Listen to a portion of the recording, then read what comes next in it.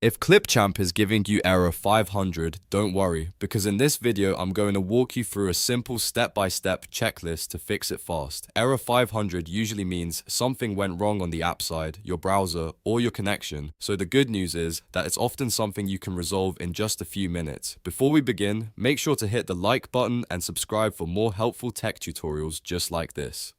Alright, let's get into the fix. The first thing to do is refresh the page. Sometimes Clipchamp just needs a quick reload, and that alone can clear a temporary glitch. If refreshing doesn't work, the next step is to log out of your account and log back in again. This can reset your session and fix authentication issues that may be triggering the error.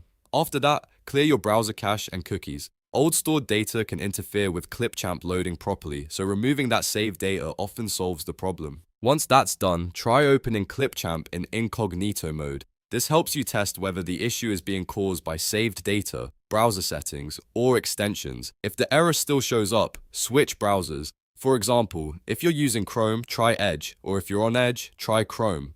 Sometimes the issue is browser specific, and changing browsers is the quickest way to get back in. Next, check your internet connection. A weak or unstable connection can cause loading failures and trigger error 500 in web apps like Clipchamp.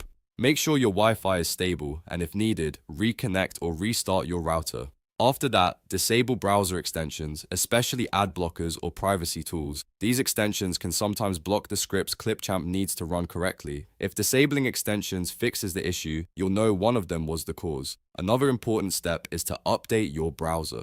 An outdated browser may not support the latest Clipchamp features, so install any available updates and try again. If you're still seeing the error, restart your device. A full restart can clear temporary system problems and refresh everything in the background. And if none of those steps work, the issue may be on Clipchamp's side, so try again later. Sometimes error 500 is caused by a server problem that only the company can fix, and waiting a little while is the best solution. To recap, the fastest fixes are refresh the page, log out and back in, clear cache and cookies, use incognito mode, switch browsers, check your internet, disable extensions, update your browser, restart your device, and finally try again later if it's a server issue. If this tutorial helped you fix Clipchamp error 500, make sure to like the video and subscribe for more quick software fixes. Thanks for watching, and I'll see you in the next one.